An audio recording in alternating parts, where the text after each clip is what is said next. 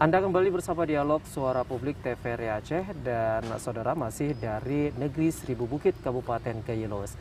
Dan tadi kita telah berdialog dan juga telah berbincang bersama dengan Bupati Kabupaten Kayilus, Bapak Haji Muhammad Amru, terkait berbagai program yang telah dicanangkan di masa pemerintahannya ini. Tentu saja berbagai pihak sangat mendukung terkait dengan program yang telah dijalankan. Salah satunya kita akan langsung berdialog dengan Bapak Dr. Haji Andi Putra LCMA yang juga merupakan Kabid Pengembangan Sumber Daya Dinas Syariat Islam, Sumber Daya Syariat Islam, Dinas Syariat Islam di Kabupaten Kayilus, yang juga merupakan salah satu pihak yang sangat mendukung program dari Bupati Kayilus, yaitu menjadikan negeri Kayilus adalah negeri Seribu Tahfiz dan juga menjadikan negeri yang Islami. Langsung saja kita sapa. Assalamualaikum Pak Andi. Waalaikumsalam warahmatullahi wabarakatuh. Ya, gimana kabar Pak? Sehat? Alhamdulillah sehat. Alhamdulillah ya. Tetap sehat Pak ya. Alhamdulillah. Meskipun masih di tengah pandemi, tapi Bapak masih tetap sehat selalu. Kita bersyukur. Kita bersyukur. Ya. Baik, Pak Andi, tadi kita sudah berbincang bersama dengan Pak Bupati terkait dengan program yang telah yang akan dilakukan dan telah dilakukan di masa kepemimpinannya. Bagaimana pandangan Bapak terkait dengan program visi misi yang telah dijalankan oleh Bupati Pak Haji Muhammad Amru? Salah satunya memang poin yang disebutkan adalah menjadikan negeri yang Islami dan juga program Seribu Tahfiz, ya Hafiz maksudnya, yang dicanangkan oleh beliau. Ya. Baik, saya pribadi melihat bahwa program ini sangat baik dan ini juga dibuktikan dengan beberapa hari yang lalu kami mengadakan wawancara dengan para tokoh, terutama tokoh-tokoh yang berkiprah di bidang hafal Quran. Ada di antara mereka yang pimpinan lembaga, ada yang pimpinan yayasan, dan satu persatu kami wawancarai bahwa sambutan itu luar biasa dan didukung oleh masyarakat Kayilus. Karena landasannya sangat kuat, ya, bahwa ketika kita dekat dengan Al-Quran, maka keberkatan, rahmat akan diturunkan oleh Allah Subhanahu wa Ta'ala. Sesuai dengan sabda Rasulullah dari hadis yang diriwayatkan oleh sahabat Anas bin Malik, bahwa Nabi mengatakan, Inna lillahi ahlina minan nas, bahwa Allah Subhanahu wa Ta'ala memiliki keluarga-keluarga dari kalangan manusia. Lalu para sahabat bertanya, manhum ya Rasulullah, siapakah mereka ya Rasulullah? Lalu Nabi mengatakan, ahlul Quran wa khassatuh, mereka itu adalah ahli Al-Quran dan orang-orang yang diistimewakan di sisi Allah. Maka saya berpendapat bahwa program ini sangat baik dan perlu untuk diteruskan. Oke. Tentu ini menjadi harapan semua pihak juga Pak, agar memang salah satu program yang dijalankan oleh Bupati Kayilus saat ini terus berjalan dan akan memberikan dampak kepada orang banyak tentunya di Kabupaten Kayilus. Nah, dari Bapak sendiri, apa yang sudah sebagai salah satu orang ataupun sebagai salah satu pihak yang sangat konsen mendukung program dari Bupati Kayilus, yaitu adalah menjadikan program Seribu Hafiz dan juga menjadikan negeri yang Islami, dari pihak Bapak, apa yang sudah Bapak berikan kepada pemerintahan ini sehingga sebagai orang yang sangat konsen membantu agar suksesnya kegiatan program ini? Saya pribadi, yang pertama mungkin terkait dengan dukungan pribadi, tentu kami menghidupkan lembaga yang konsen untuk mempelajari dan menghafal Al-Quran. Kita sendiri memiliki satu yayasan, yaitu Yayasan Incasia. Maka di bawah yayasan kita ada lembaga pengajian Al-Hamra, di mana lembaga ini selain untuk mengajarkan cara membaca Al-Quran, juga kita mengajar anak-anak untuk menghafal Al-Quran, tentu juga sebagai kontribusi untuk terwujudnya 1000 Hafiz yang diprogramkan oleh Bapak Bupati Haji Muhammad Amru sebagai Bupati Gaylues. Hmm. Dan ini program 1000 Hafiz yang sudah, saya rasa sudah umum dikenal. Bahkan beberapa bulan yang lalu saya mendengar ada beberapa kabupaten yang mencoba untuk melihat bagaimana sebenarnya konsep 1000 Hafiz yang dilaksanakan di Kabupaten Gaylues. Ya, artinya memang Kabupaten Gaylues ini memang menjadi contoh juga bagi daerah lainnya terkait untuk melahirkan hafiz-hafiz yang handal seperti itu, Pak. Untuk menuju ke kualitas yang lebih baik lagi, tentu perlu proses. Karena saya melihat bahwa banyak faktor yang menjadi pendukung agar program tersebut berhasil. Tapi setidaknya pemerintah Kabupaten Gaylues sudah memberikan sumbangsih dengan misalnya ditetapkan Peraturan Bupati Gaylues nomor 16 tahun 2018 tentang pembinaan hafiz. Kemudian diperbaharui dengan Peraturan Bupati nomor 9 tahun 2019 juga tentang pembinaan hafiz. Saya melihat ini satu keseriusan, dan saya melihat dengan adanya Perbub, Peraturan Bupati akan lebih baik lagi ke depan. Namun dalam mempertahankan kualitas, ini saya beranggapan bahwa itu sangat dinamis. Maka perlu usaha-usaha yang lebih giat lagi agar kualitasnya ke depan lebih baik dan output serta outcome yang diinginkan juga tercapai.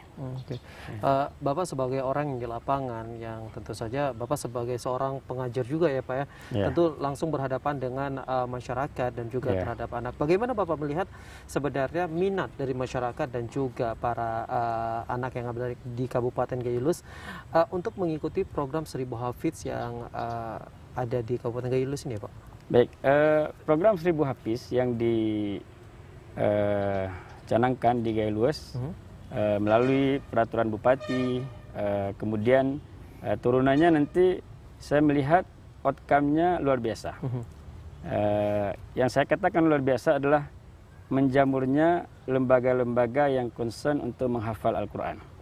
Bahkan sekolah-sekolah yang pada prinsipnya tidak concern di Al-Quran, itu sudah ada lembaga hafal Qurannya. Seperti di sini ada Madrasah Sanawiyah Gaylues, dia sudah punya TPA juga. Kemudian ada SMA Unggul, itu juga punya program hafal Qurannya.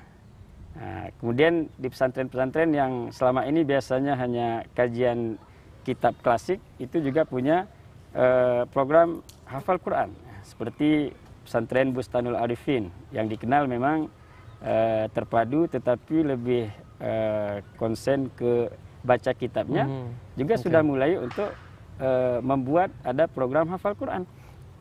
Saya lihat dampak dari program 1000 Hafiz itu menjamurnya lembaga-lembaga tahfiz. Intinya masyarakat itu sangat antusias.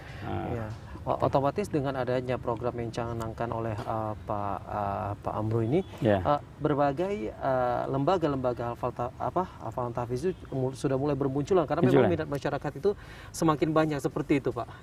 Betul, karena pemerintah memberikan support berupa beasiswa hafiz yang kami lakukan dengan cara monitoring ya. Jadi kita mendatangi lembaga-lembaga yang ada program hafiznya, lalu kita tunjuk para ustadz-ustadz yang mumpuni di bidangnya untuk mengetes hafalannya. Jadi ketika mereka tidak masuk, itu berkompetensi agar masuk di program beasiswa hafiz yang diberikan oleh pemerintah. Ya, kita lihat tadi memang itu kan merupakan salah satu wujud yang akan dilakukan oleh Bupati terkait dengan program 1000 Hafiz, dan tentunya dengan adanya itu sehingga menjadi negeri yang Islam itu dapat dapat diwujudkan seperti itu. Menurut Bapak sendiri bagaimana melihat sistem pendidikan yang ada di Kabupaten Gayo Luas? Tadi Bapak mengatakan bahwa memang sejak adanya program itu menjamurnya sejumlah tempat lahir tahfiz-tahfiz dan juga tempat TPA-TPA yang ada. Namun bagaimana Bapak melihat ketika program ini masuk ke dalam sekolah konvensional, Pak? Apakah itu sudah terjadi di Kabupaten Gayo Luas ini, Pak? Saya melihat sudah mulai masuk ya secara bertahap. Sekolah-sekolah ingin semua ada program tahfiznya. Bahkan kami pengalaman di telepon, Ustadz kalau di sekolah umum bisa nggak untuk mendapatkan beasiswa tahfiz? Ya. Itu karena memang sangat antusias ya, sangat antusiasnya. Ya. Nah, jadi sehingga mereka berlomba-lomba ya untuk ada program hafiz di situ. Terlepas dari motifnya beasiswa, tapi kita kan mengapresiasi, mengapresiasi bahwa mereka sudah mulai dekat dengan Al-Quran yang pada prinsipnya itu adalah pedoman hidup kita bersama dan itu sangat kita hargai dan apresiasi. Kalau Bapak melihat, apakah usaha yang dilakukan di masa kepemimpinannya ini, Bapak Bupati telah melakukan tugasnya secara maksimal dalam melahirkan hafiz-hafiz yang ada di Kabupaten Gayo Luas ini khususnya, Pak? Ya. Apakah Bapak melihat hal itu sudah terjadi saat ini? Baik, untuk masalah kualitas, ini mungkin saya katakan tadi perlu tahapan-tahapan yang lebih serius lagi. Karena memang untuk merintis satu program yang mungkin berbeda dari yang lain, perlu waktu dan perlu tahapan-tahapan yang kita harus sabar ya. Mungkin banyak orang yang mengatakan tidak berhasil dan sebagainya. Cuman saya melihat dari outcome-nya tadi, dampaknya masyarakat itu luar biasa. Semangatnya untuk mendekatkan anaknya dengan Al-Quran. Tapi untuk mencapai kualitas yang mumpuni, yang maksimal, ini perlu tahapan-tahapan yang lebih intensif lagi ke depan. Sehingga dapat kita capai program ini dengan lebih baik lagi. Artinya memang masih butuh proses yang harus dilakukan agar tercapaian lahirnya program ini, berjalan program ini dapat maksimal seperti itu, Pak. Ya perlu, karena kita kan harus belajar ya. Kalau kita hanya melakukan program ini di Gayo Luas tanpa melakukan studi banding, bagaimana mempertahankan kualitas hafalannya dan juga kualitas bacaannya, kita harus belajar keluar ya. Nah, artinya di tempat-tempat yang mungkin sudah dianggap sangat hebat di bidang Al-Quran, bidang hafalan, perlu kita panggil untuk menjadi narasumber, menjadi guru, sehingga anak-anak kita akan lebih baik lagi ke depan. Oke, baik, terakhir Pak, apa harapan Bapak di masa kepemimpinan Bapak Bupati Gayo Luas yang saat ini, di sisa masa kepemimpinannya, terhadap dengan program yang akan dijalankan ke depannya? Mungkin yang harapan saya adalah kita menemukan satu konsep yang ideal. Karena sejak 2018 itu kan try and error ya. Karena merintis ini kan perlu mencoba banyak metode. Nah, seperti dulu di tahun 2018, metodenya dengan mengharapkan setiap desa itu membina 20 orang hafiz. Nah, 20 kali sekian banyaknya kampung yang ada di Gayo Luas akan tercapai, bahkan lebih. Nah, kemudian setelah itu dengan cara menunjuk namanya guru hafiz yang dikirim ke masjid-masjid jami di kecamatan juga sudah dilakukan. Selanjutnya dengan cara pengelompokan, ada hafiz boarding, boarding ini artinya yang diasramakan, ada hafiz non boarding. Dan saya berharap ke depan mungkin caranya yang lebih maksimal lagi, sehingga bukan hanya kuantitas yang kita dapatkan yang tadi sampai melebihi dari target, tetapi kualitas juga tidak kalah saing ya, dengan hafiz-hafiz yang ada di daerah lain. Dan tentunya itu menjadi harapan kita semua agar program melahirkan 1000 hafiz dan menjadikan Gayo Luas sebagai negeri Islami dapat terwujud di masa kepemimpinan Bupati Gayo Luas sekarang. Ya baik, terima kasih Pak Andi Syaputra telah bergabung bersama kami dalam Dialog Suara Publik. Semoga sehat selalu Pak, dan kita berharap tentunya program 1000 hafiz ini dapat berjalan dengan maksimal di masa pemerintahan Bupati Gayo Luas sekarang ini.